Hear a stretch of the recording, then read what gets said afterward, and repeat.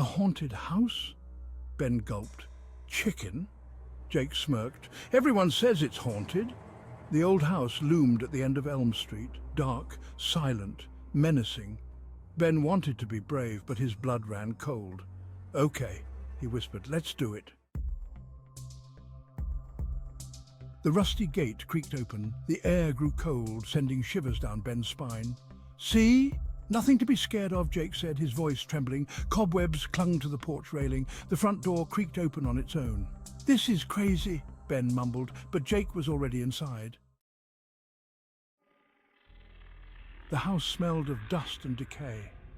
Moonlight filtered through a broken window. A floorboard creaked above them. Ben froze, his heart pounding.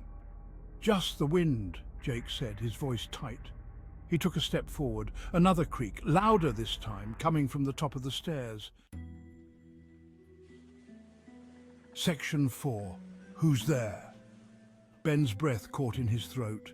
He wanted to run, to escape the overwhelming fear that gripped him, but he followed Jake up the stairs, his heart pounding louder with each step. Each step groaned under their weight, the sound echoing through the silent house. The air grew heavy, making it hard to breathe. They reached the top, feeling the oppressive atmosphere closing in. A long, dark hallway stretched before them, its walls covered in peeling wallpaper, adding to the sense of decay. A door slammed shut at the far end, the sound reverberating through the hallway, sending chills down their spines. They exchanged a nervous glance, knowing there was no turning back now. Section 5. The figure. Terror choked Ben. He wanted to scream, but his voice was caught in his throat. Then he saw it, emerging from the shadows.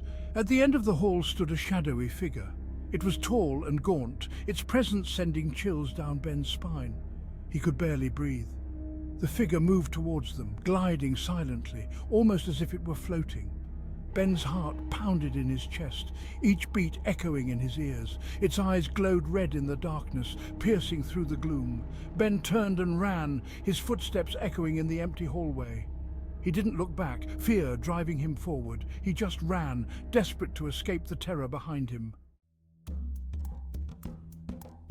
Section 6. The Revelation.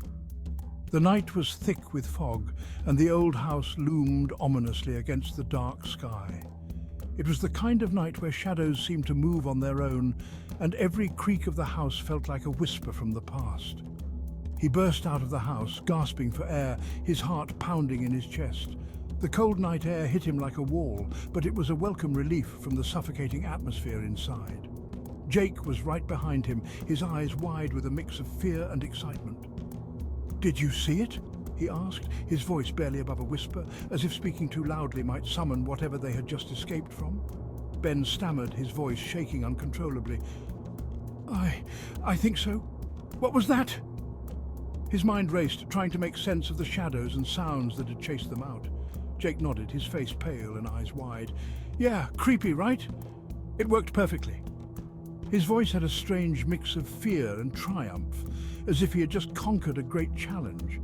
Ben stared at him, confused and still catching his breath. "What do you mean?" he asked, his mind still reeling from the adrenaline rush. Jake's grin widened, a mischievous glint in his eyes. "That was my brother Mark," Jake said, his voice filled with a sense of accomplishment. "I told him to scare you. You should have seen your face," Jake continued, laughing. "It was priceless. We planned this for weeks." Ben stood there, speechless, his mind trying to process the revelation. He had been so convinced that the house was haunted, that the fear he felt was real. The haunted house wasn't real. He'd been tricked by his friend and his friend's brother. The realization hit him like a ton of bricks, and he felt a mix of relief and anger. As he glared at Jake's laughing face, he couldn't help but feel a sense of betrayal. How could his friend do this to him? But there was also a part of him that was relieved it was all just a prank. Ben couldn't help but feel a chill run down his spine. Was it relief that the house wasn't truly haunted, or was it something else, something colder, settling in his bones? The night was still, but the eerie feeling lingered. As they walked away from the house, Ben couldn't shake the feeling that maybe, just maybe, there was something more to that house than just a prank. Something that neither Jake nor Mark could explain.